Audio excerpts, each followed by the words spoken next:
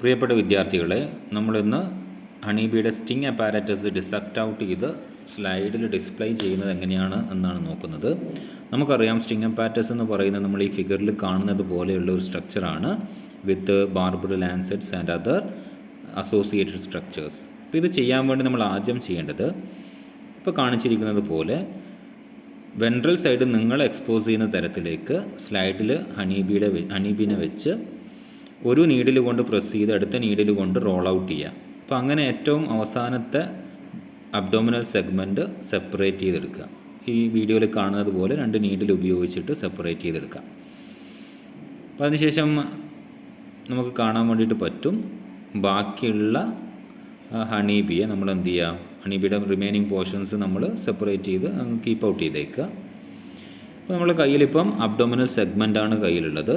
ഇനി അബ്ഡോമിനൽ സെഗ്മെൻറ്റിലുള്ള ആ കൈറ്റനസ് ആയിട്ടുള്ള സ്കെലറ്റനും മസിലും കാര്യങ്ങളൊക്കെ നമ്മൾ ഒരു നീഡിൽ പ്രസ് ചെയ്ത് അടുത്ത നീഡിലുകൊണ്ട് സെപ്പറേറ്റ് ചെയ്ത് എടുക്കുക.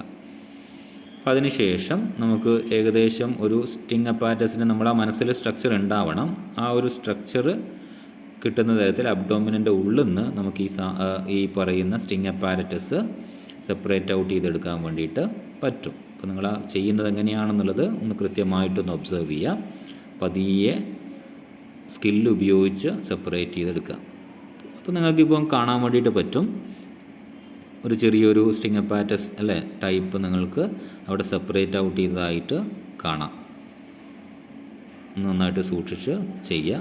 ബാക്കിയുള്ള പോർഷൻസൊക്കെ ഒന്ന് ഇതുപോലെ നീഡിൽ ഉപയോഗിച്ചിട്ട് ക്ലീൻ ചെയ്യുക. അതായത് നമുക്ക് ആവശ്യമില്ലാത്ത പോർഷൻസൊക്കെ ക്ലീൻ ചെയ്ത് പുറത്തിടുക.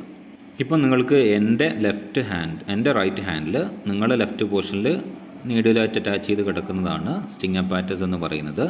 ബാക്കിയുള്ള എല്ലാ ഭാഗങ്ങളും ക്ലീൻ ഔട്ട് ചെയ്യുക. അതിനുശേഷം ഇതുപോലെ നമ്മൾ ഡിസെക്ഷൻ മൈക്രോസ്കോപ്പിൽ ഒബ്സർവ് ചെയ്താൽ നിങ്ങൾക്കിങ്ങനെ കാണാൻ വേണ്ടിയിട്ട് പറ്റും. ഇതാണ് സ്റ്റിങ് അപ്പാരറ്റസ് എന്ന് പറയുന്നത്. അപ്പോൾ ഇത്രയേ ഉള്ളൂ സംഗതി.